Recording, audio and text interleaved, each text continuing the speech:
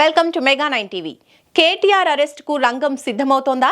మొన్న ఈ car racing వ్యవహారం, నేడు లగచర్ల ఘటన కేటీఆర్ వైపే చూపిస్తున్నాయా అనే ప్రశ్నలు రాష్ట్ర రాజకీయాల్లో హాట్ టాపిక్ అవుతున్నాయి. ఇంకో ఆసక్తికర విషయం ఏంటంటే, ఆయన చుట్టూ ఉచ్చు బిగుస్తోందా లేదా ఆయనే ఉచ్చులో ఇరుక్కుంటున్నారా అనే సందేహాలు కూడా వినిపిస్తున్నాయి. మరి నిజంగానే కేటీఆర్ అరెస్టుకు అంతా సిద్ధమైందా? అసలు ఏం జరుగుతోంది? Let's watch. తెలంగాణలో రోజుకో ట్విస్ట్ తెరపైకి వస్తూ రాష్ట్ర రాజకీయాలను రచ్చలేపుతున్నాయి. ప్రభుత్వ ప్రతిపక్ష నేతల మధ్య చోటు చేసుకుంటున్న రాజకీయ రగడ రణరంగాన్ని తలపిస్తోంది. వరుసగా స్కామ్లు, కేసులతోనే పొలిటికల్ హీట్ పెరుగుతూ ఉంటే, ఇప్పుడు లగచర్ల వంటి దాడి ఘటనలు తెరపైకి రావడంతో ఆ వేడి పీక్స్ కు చేరుకుంది. అయితే అటు ఈ కార్ రేసింగ్ స్కామ్ గానీ, ఇటు లగచర్ల ఘటన గానీ కేటీఆర్ వైపు తిరగటమే ఇప్పుడు రాష్ట్ర రాజకీయాలను మరింత ఆసక్తికరంగా మారుస్తోంది. గత ప్రభుత్వం నిర్వహించిన ఈ కార్ రేసింగ్ లో భారీగా అవినీతి జరిగిందని ప్రస్తుత రేవంత్ ప్రభుత్వం రేసింగ్ ను రద్దు చేయడంతో పాటు ఈ వ్యవహారాన్ని నిగ్గు తేల్చేందుకు ఏసీబీని రంగంలోకి దించింది.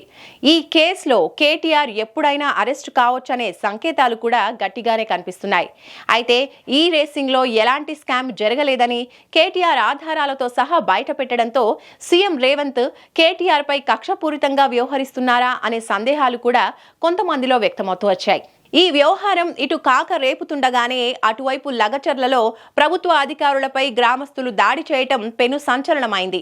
ఫార్మా కంపెనీ విషయంలో ప్రజాభిప్రాయం తెలుసుకునేందుకు లగచర్ల వచ్చిన కలెక్టర్, ఇతర అధికారులపై గ్రామస్తులు పరిగెత్తించి దాడికి పాల్పడడం యావత్ తెలంగాణను ఉలిక్కి పడేలా చేసింది. ఈ ఘటన తెరపైకి వచ్చిన తర్వాత ట్విస్టులపై ట్విస్టులు బయటపడుతూ రాజకీయ చదరంగాన్ని మరింత రసవత్తరంగా మారుస్తున్నాయి. ఈ ఘటనలో కుట్ర కోణం దాగి ఉందని ప్రభుత్వ నేతలు పెద్ద ఎత్తున ఆరోపిస్తున్నారు.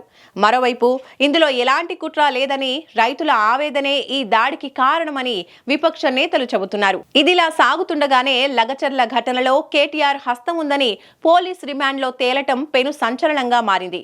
కేటీఆర్ ఆదేశాలతోనే లగచర్ల ఘటన వ్యూహాత్మకంగా అమలైందనేది హాట్ టాపిక్ గా మారిన అంశం. మాజీ ఎమ్మెల్యే పట్నం నరేందర్ రెడ్డిని పోలీసులు ఇప్పటికే అదుపులోకి తీసుకున్నారు. ఇక వ్యూహాన్ని అమలు చేసిన వ్యక్తిగా బీఆర్ఎస్ కార్యకర్త సురేష్ ను మరో నిందితుడిగా పరిగణించారు పోలీసులు.